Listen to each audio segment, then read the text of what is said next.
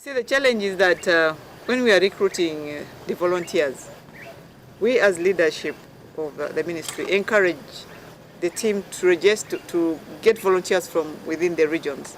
You don't expect to bring people from Central to come and do voluntary job in West Nile. Now, what is going on now, there is fake registration that they did previously, and this verification has helped us to scale down. This happened in 2018, and it was not really right, because we realized that those volunteers by them registered their relatives and also registered ghost refugees.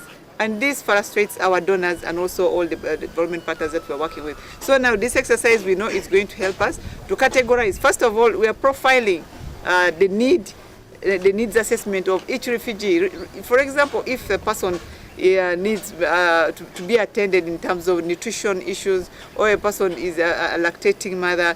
I mean, there are different categories of how they profile these people's needs. So this is the best important thing. And also see the most vulnerable, the lame, the poor, how can they be supported more compared to others who are able to afford something. So after this exercise, we know we will have cleaned the register. And right now, again, we have also fired some people from the region here who had also tried to do that, because we said we don't want anybody to register a refugee who is not in existence or to register a non-refugee in this exercise. So there is no compromise. Even if it was my daughter, I would fire.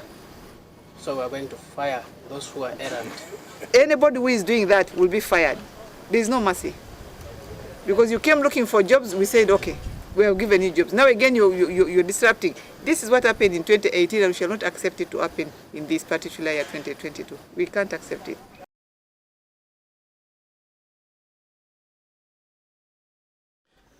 We did not halt verification in Bidibidi. You know, people who are not following instruction, those volunteers, one of them went and switched off the generator. He had been transferred to work in Ajumani. And then there were these ones who were caught registering people who are not there, 2 of them. So they tried to organize their colleagues to strike. And the work started late. So we really lost a whole day yesterday because of that kind of problem. Lucky enough, there was a team from OPM Kampala that had come on a monitoring visit, and they captured this information. Also, the UNHCR team helped us capture this information. Another 2 were picked in Rhino Camp doing the same thing. And today, some people have gone to work in Rhino Camp. Some volunteers have remained, that they are pleading for their colleagues who are being fired. Actually, what they do, they call the district chairpersons to help and intervene on their behalf. And we have been telling the district leaders that this system will clearly show where there is a problem.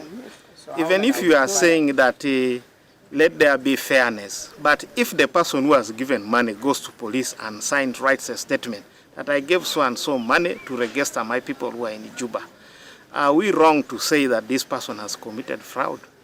We are not, so and it is clear. We have fired 4 because the permanent secretary says zero tolerance to fraud.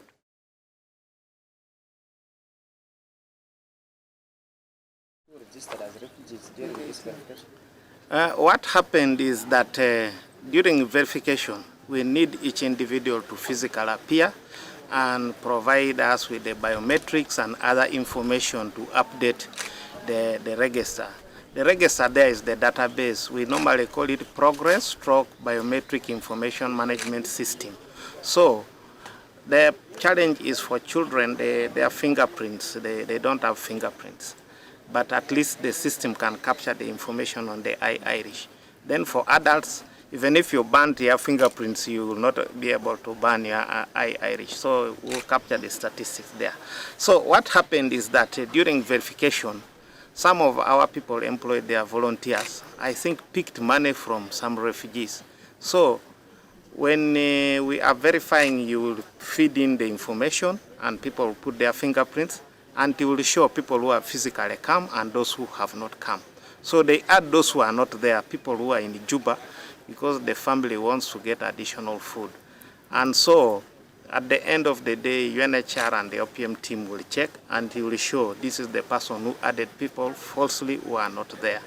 And that is a fraud. We cannot have statistics of persons who are not there.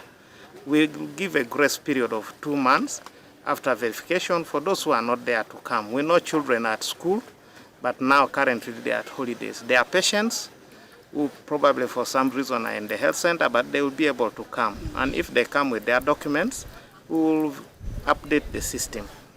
There are some problems, of course. People who die, refugees would love to get their food and will never declare. So when there is death, this is how we are able to track down and get our statistics low. There is spontaneous movement across the border. There are some refugees who go back to South Sudan and they are unable to come during verification. We used to have an IDP camp at the border between Uganda and South Sudan, somewhere near Yumbe, the boundaries of Yumbe. And those people were also getting some food aid from some partners, humanitarian partners. So it became difficult for a person to run away from the IDP camp and come to Uganda for verification. So if there is a lowering of statistics, we certainly know the reasons. But once in a while, we also have a challenge of Ugandans who are at the border areas. These Ugandans have information of South Sudan, and when they come, they will claim they are genuine asylum seekers. So what government did, we introduced what is called security nationality screening, and there is a committee that will handle status determination of those persons, and then we eliminate them from the process. So when they are registered, you find we have registered genuine people.